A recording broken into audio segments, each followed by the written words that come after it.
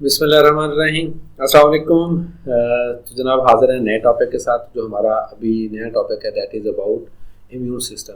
हमारा जो immune system है actually it fights against viruses, bacteria and all other disease causing organism जो कि आपकी बॉडी को किसी भी किस्म की डिसईज़ काज कर सकते हैं। तो उसके अगेंस्ट हमारी जो बॉडी फाइट करती है या उसके अगेंस्ट हमें जो बॉडी हमारा जो डिफेंस सिस्टम है जो हमें प्रोटेक्ट करता है that is called our immune system. तो इम्यून सिस्टम की अगर हम सादा सी डेफिनेशन करें तो that is called our defence system. अच्छा, जिस तरह डिफेंस सिस्टम जो है उसकी भी लाइंस ऑफ डिफेंस होती हैं। जिस तरह अगर आपको थोड़ा सा भी अगर डिफेंस का आइडिया हो, अगर आपने इवन हिस्ट्री पढ़ी हो तो कहते हैं कि मुगलों ने भी जनाब डिफरेंट लाइंस ऑफ डिफेंस रखी थी। First lines of defence, second lines of defence, third lines of defence.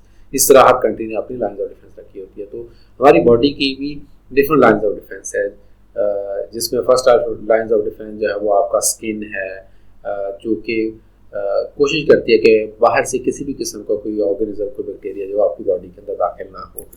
तो बहरहाल अभी इसमें जनाब हमारा सबसे पहले आ जाता है कि इम्यून सिस्टम को हम डिफाइन करते हैं is a system of specialized cells and organs that protect organisms from outside biological influence। तो इम्यून सिस्टम सिर्फ हमारे अंदर वर्क नहीं कर रहा, it works in all other organism. बाकी ऑर्गेनिज्म के अंदर भी एक्ट कर रहा है, लाइक ये एनिमल्स के अंदर भी एक्ट करता है, ये आपका इंसेक्ट के अंदर भी एक्ट कर रहा है, ये प्लांट्स के अंदर भी होता है। प्लांट्स में भी डिजीज होती है तो उनका भी अपना इम्यून सिस्टम होता है। तो इम्यून सिस्टम आपका एक डिफेंस सिस्टम है जो कि आपको एक्सटर्नल बायोलॉजिकल इन्फ्लुएंसेस जो है वो उससे आपको प्रोटेक्ट करते हैं। अब इसमें स्पेशलाइज सेल्स भी होते हैं और ऑर्गन्स भी होते हैं। ये दो लफ्ज़ इसमें आप देखें इस्तेमाल किए गए हैं। स्पेशलाइज सेल से मुराद है जो आपके इस तरह मेनली वाइट ब्लड सेल जो है वो आपका इम्यून सिस्टम में रोल प्ले करते हैं। और ऑर्गन्स में आपका जो लिम्फेटिक सिस्टम है उसका बड़ा इंपॉर्टेंट रोल है, क्योंकि लिम्फेटिक सिस्टम एक तो वो आपका वाइट ब्लड सेल्स प्रोड्यूस करता है, ये उसका एक बड़ा इंपॉर्टेंट रोल है। और अदर देन दैट भी लिम्फेटिक सिस्टम के अलावा भी सर्टन आपके बॉडी के ऑर्गन्स हैं जो आपकी इम्यून सिस्टम में अपना रोल प्ले कर रहे होते हैं, आपकी बॉडी का डिफेंस जो है वो बना रहे होते हैं। तो इसमें इम्यून सिस्टम जो है वो अगर आपका प्रॉपरली फंक्शन कर रहा हो तो आपकी जो बॉडी है वो बैक्टीरियल, वायरल और बाकी इवन जो बायोलॉजिकल इन्फ्लुएंसेस होते हैं लाइक कैंसर हो गया या अदर एक्सटर्नल केमिकल इन्फ्लुएंसेस है, उससे हमारी बॉडी जो प्रोटेक्टेड रहती है। इम्यून सिस्टम की जब हम बात करते हैं तो टाइप्स ऑफ इम्यूनिटी किस तरह की है, जिस तरह मैंने पहले आपको याद हो कि शुरू में आपको बताया था कि जिस तरह कंट्रीज का डिफेंस सिस्टम होता है, फर्स्ट लाइन ऑफ डिफेंस होती है, सेकंड लाइन ऑफ डिफेंस होती है। सिमिलरली जो आपका इम्यून सिस्टम है हमारे ह्यूमन बॉडी का भी, उसका फर्स्ट लाइन ऑफ डिफेंस जो है उसको हम बोलते हैं इननेट इम्यूनिटी। इननेट इम्यूनिटी क्या है कि आपकी एक बिल्ट इन इम्यूनिटी है, ये आपका फर्स्ट लाइन ऑफ डिफेंस है जो कि आपको, और ये नॉन स्पेसिफिक है। इसको हम स्पेसिफिक और नॉन स्पेसिफिक इम्यूनिटी भी बोल देते हैं। नॉन स्पेसिफिक से मुराद है कि ये एवरी काइंड ऑफ जो इन्फेक्शंस हैं, बैक्टीरिया है, वायरल है, इसने उनको रोकने की कोशिश करनी है, बट ये इतना सक्सेसफुल नहीं होता। अब इसमें नॉन स्पेसिफिक के अंदर क्या कुछ शामिल आ जाता है, जैसे आपकी स्किन है, skin will try to stop all kind of bacteria from going inside the body, कि ये बॉडी के अंदर आपका कोई बैक्टीरिया जो वो दाखिल ना हो। फिर इसी तरह अगर आप नॉस्ट्रिल्स देखते हैं तो आपके नाक के अंदर हेयर ग्रोथ होती है, बाल होते हैं, और म्यूकस एक स्टिकी सा मादा प्रोड्यूस हो रहा होता है। उस म्यूकस का जो पर्पज़ है वो ये है कि आपका जो डस्ट और डस्ट के अंदर जो बैक्टीरिया है वो वहीं पे आके जो है वो किल हो जाए और वो फर्दर अंदर लंग्स के अंदर ना जाए, तो वो भी आपका जो फर्स्ट लाइन ऑफ डिफेंस आ जाती है। तो ये कंटिन्यूसली आपकी बॉडी को किसी भी किस्म के पैथोजन वगैरह से जो है वो आपको प्रोटेक्ट कर रहे होते हैं। फिर आपकी एक्वायर्ड इम्यूनिटी, जो एक्वायर्ड इम्यूनिटी है वो थ्रू सर्टन स्पेशलाइज्ड सेल्स और प्रोटीन्स, जिनको हम क्या बोलते हैं, एंटीबॉडीज बोलते हैं। एंटीबॉडीज के मतलब याद रखें कहीं प्रोजेक्टर में आ जाए तो ये प्रोटीन्स होती हैं। तो ये जो प्रोटीन्स हैं वो आपकी बॉडी को वायरसेस एंड बैक्टीरिया के अगेंस्ट क्या करती हैं, आपकी बॉडी में जो है वो इम्यूनिटी देती हैं आपको, या प्रोटेक्शन देती हैं। अच्छा, लेकिन एक्वायर्ड जैसा कि नाम से ज़ाहिर है कि ये आपके अंदर पहले से मौजूद नहीं होती, लेकिन आपकी जो बॉडी है ये आहिस्ता आहिस्ता इस इम्यूनिटी को क्या कर लेती है, एक्वायर करती है with the passage of time.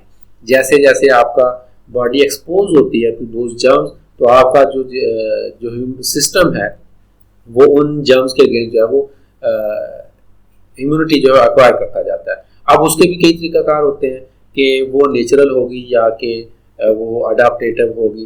अब इसमें आपके पास क्या ये चार्ट बड़ा बेसिक है जो आपको बड़े ही इजी अंदाज में आपको इम्यूनिटी की जो टाइप्स है वो एक्सप्लेन करता है। ये बुक के अंदर भी चार्ट बना हुआ है।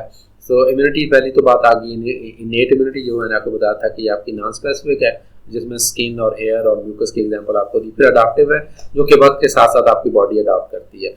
उसके अंदर भी आप देखें दो तरह की है, एक आपकी नेचुरल और एक आर्टिफिशियल है। पहले आपको मैं आर्टिफिशियल बता देता हूँ। आर्टिफिशियल यह कि जिस तरह आप पोलियो के खतरे पीते हैं या बच्चे जैसे पैदा होता है तो उसका एक बाकायदा वैक्सीनेशन शेड्यूल होता है, उसको वो वैक्सीन दी जाती हैं, तो वो आर्टिफिशियल इम्यूनिटी है। हम आर्टिफिशियल वे में बच्चे का या ह्यूमन बॉडी के अंदर जो उसका इम्यून सिस्टम है उसको हम एक्टिवेट कर रहे होते हैं। वैक्सीनेशन पे हम पूरा एक टॉपिक पढ़ेंगे कि वैक्सीनेशन कैसे वर्क करती है। वैक्सीनेशन एक्चुअली क्या होती है, यहाँ मैं थोड़ा सा बताता हूँ। वैक्सीन उसी बीमारी के वीकेंड जार्म्स होते हैं जो बॉडी के अंदर इंट्रोड्यूस करवाए जाते हैं ताकि हमारा बॉडी का इम्यून सिस्टम क्या हो जाए, एक्टिवेट हो जाए। तो आर्टिफिशियल के अंदर भी दो चीज़ें, एक होता है पैसिव एंटीबॉडी ट्रांसफर और एक होता है आपका एक्टिव इम्यूनाइजेशन। आप फर्स्ट अगर आपने पोलियो के कतरे पी लिए हैं तो आपकी बॉडी के अंदर पोलियो के अगेंस्ट इम्यूनिटी डेवलप हो चुकी है, तो that is called active immunization. अच्छा, दूसरा है पैसिव इम्यूनाइजेशन जो है आर्टिफिशियल के अंदर। लाइक अगर आप किसी को कोरोना हो चुका है तो जब कोरोना वायरस की वजह से आपकी बॉडी के अंदर कोरोना वायरस के अगेंस्ट एंटीबॉडीज प्रोड्यूस हो चुकी हैं, अब वो एंटीबॉडीज अगर उसके ब्लड में से निकाल के किसी हेल्थी बंदे के अंदर ट्रांसफर कर दिए जाए तो उस हेल्थी बंदे के अंदर फॉर टाइम बीइंग टेम्पोरेरीली जो है वो इम्यूनिटी डेवलप हो जाएगी, that is called passive antibody transfer. फिर नेचुरल आपकी जो है इम्यूनिटी भी होती है, उसमें एक है एक्टिव, और इसमें आप देखें एक वर्ड लिखा हुआ है इन्फेक्शन।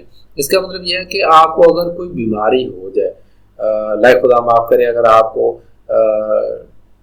टेटनस हो जाए या डिप्थेरिया हो जाए, ठीक है, तो आप उसकी वजह से अगर आप सरवाइव कर जाते हैं, या कोरोना आपको अल्लाह माफ करे हो जाए, और तो कोरोना के बाद अगर आप सरवाइव कर जाते हो तो अब कोरोना के अगेंस्ट आपकी बॉडी ने सर्टन एंटीबॉडीज प्रोटीन्स प्रोड्यूस कर ली हैं कि जो आपकी उस वायरस के अगेंस्ट फाइट कर सकती हैं। अब कभी दोबारा अगर उस वायरस ने आपकी बॉडी पर अटैक किया तो आपकी बॉडी ऑलरेडी उसके अगेंस्ट अपना इम्यून सिस्टम एक्टिवेट कर चुकी है। ये एक एक्टिवेशन ही होती है, जैसे आप सॉफ्टवेयर को एक्टिवेट करते हैं तो वो आपकी बॉडी क्योंकि पहले से एक्टिवेट हो चुकी है तो आपकी बॉडी तैयार है उस जम को फाइट करने के लिए।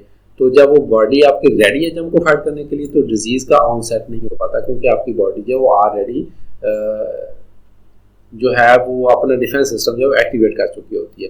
पैसिव क्या होता है, ये नेचुरल मैटरनल, माँ को जो है दूध जो है उसके मुतालिक ये कहा जाता है कि आप बच्चों को माँ का दूध लाजमी पिलाएं, ठीक है। अब उसका ये है कि माँ के दूध के अंदर जो माँ को जिन जिन बीमारियों के अगेंस्ट उसकी इम्यूनिटी डेवलप हुई है वो तमाम जो है जो एंटीबॉडीज है वो मिल्क के अंदर प्रोड्यूस हो जाती हैं। जब बच्चा वो मिल्क पीता है तो बच्चे को भी उन डिजीज के अगेंस्ट जो इम्यूनिटी डेवलप हो जाती है। That is called passive maternal, specially यहाँ पे मेंशन किया तो आपको ये याद रहेगा। तो ये हो गया जी इम्यूनिटी आपकी अडाप्टिव और इनेट, दो किस्म की नेचर मेजर हो गई। अडाप्टिव के अंदर नेचुरल या आर्टिफिशियल होती है। नेचुरल जो है जो कुदरती तरीके से होगी उसमें से एक तो आपको इन्फेक्शन हो गया उसकी वजह से हो गई, और दूसरा अगर आप माँ का दूध पीते हैं तो उसकी वजह से होती है।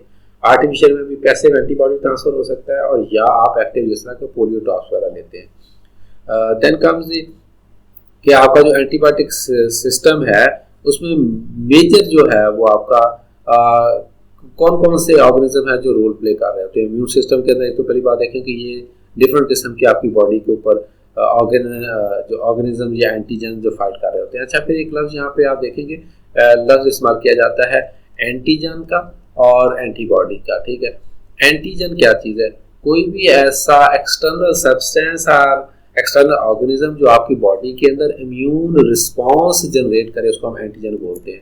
तो इट कैन बी एनीथिंग, ये कोई टॉक्सिन हो सकता है, ये कोई पोल्यूशन से मुराद यहाँ पे पोल्यूटेंट है, ये कोई पैरासाइट हो सकता है, ये कोई बैक्टीरिया हो सकता है, कोई वायरस हो सकता है। ये तमाम आपकी बॉडी के इम्यून सिस्टम को डैमेज करने की कोशिश करते हैं। तो हमारा इम्यून सिस्टम जो है वो हमारी बॉडी को प्रोटेक्ट करता है। तो उसमें एक मेजर रोल आपका वाइट ब्लड सेल्स का भी होता है। तो वाइट ब्लड सेल जो हैं उनकी बेशबा किस्में हैं, उसमें बी सेल्स हैं, टी सेल्स हैं, नेचुरल किलर सेल्स हैं, मैक्रोफेजेस हैं। मैक्रोफेजेस तो हैं जो कि इंगल्फ ही कर लेते हैं, फैगोसाइट्स भी उनको बोलते हैं कि जो बैक्टीरिया वगैरह को या जो भी फॉरेन पैथोजेंस आते हैं हमारी बॉडी के अंदर उसको वो किल करते हैं, उनको इनगल्फ कर लेते हैं। तो इस तरह से हमारी बॉडी का जो है इम्यून सिस्टम वर्क करता है। अब उसमें जो हमारा इम्यून सिस्टम है उसको जो है वो वीक करने में बहुत सी चीज़ों का रोल है, जिसके अंदर अगर आप देखेंगे एक तो आपका आ जाता है इसमें अल्कोहल वगैरह का यूज़ है, अनबैलेंस डाइट है, ड्रग अब्यूज़ भी आ गया उसके अंदर, ठीक है। फिर उसके अंदर आपका मेडिकेशन अगर आप प्रॉपर ना कर रहे हो, कोई आप एंटीबायोटिक्स ले रहे हैं या रेडिएशन करके आप एक्सरे थेरेपी करवा रहे हैं, सीटी स्कैन करवा रहे हैं, तो ये भी आपकी बॉडी को जो है वो वीक करती है। सिगरेट स्मोक वगैरह, तो ये स्ट्रेस आपकी बॉडी को, अगर आप प्रॉपर स्लीप नहीं ले रहे हैं उसकी वजह से भी बूढ़े लोगों के अंदर भी जो उनकी इम्यूनिटी होती है वो कमज़ोर हो चुकी होती है। और आपकी बॉडी को अगर ऑलरेडी कोई और डिजीज़ का ऑनसेट हुआ हुआ है तो उसकी वजह से भी आपकी जो इम्यूनिटी है वो कंप्रोमाइज़ हो चुकी होती है। स्लीप का मैं आपको पहले बता चुका हूँ। तो दीज आर वेरियस फैक्टर्स की जिसकी वजह से आपकी जो है इम्यूनिटी जो है वो कंप्रोमाइज़ हो सकती है। तो इन द नटशेल अगेन मैं आपको यहाँ पे सिंप्लीफाई कर दूँ, इम्यूनिटी क्या है? आपकी बॉडी का डिफेंस सिस्टम है जो कि डिफरेंट किस्म के पैथोजेंस के अगेंस्ट फाइट करता है। उन पैथोजेंस में बैक्टीरिया भी है, वायरसेस भी हैं, पैरासाइट्स भी हैं, वो टॉक्सिन्स या केमिकल्स भी हो सकते हैं, तो वो नॉर्मली कॉल देम एंटीजेंस। और वो फाइट किस तरह से करता है? हमारी बॉडी जो वो सर्टन काइंड्स, उसमें दो चीज़ें होती हैं, या तो वो सर्टन काइंड्स ऑफ सेल्स होते हैं जो उसको फाइट करते हैं, लाइक जिसमें वाइट ब्लड सेल्स हो गए, या certain kinds of proteins body के अंदर प्रोड्यूस होती है जिसको हम बोलते हैं एंटीबॉडीज़, तो वो एंटीबॉडीज़ फाइट करती हैं। फिर इम्यूनिटी के भी क्या कह लें स्टेजेस हैं या लाइंस ऑफ डिफेंस है। फर्स्ट लाइन ऑफ डिफेंस जो है वो हमारा उसमें आ जाता है जिसको हम बोलते हैं इननेट इम्यूनिटी, जिसमें स्किन और हेयर और म्यूकस वगैरह हो गया। ये जो आउट बैरियर्स हैं, ये बैरियर्स जर्म्स को बॉडी के अंदर दाखिल होने से रोकते हैं। और फिर सेकंड लाइन ऑफ डिफेंस आ जाता है जिसमें आपको ये वाइट ब्लड सेल्स और एंटीबॉडीज फाइट करते हैं। तो आज के लिए जनाब इतना ही। See you in the next topic. Thank you. अल्लाह हाफिज़।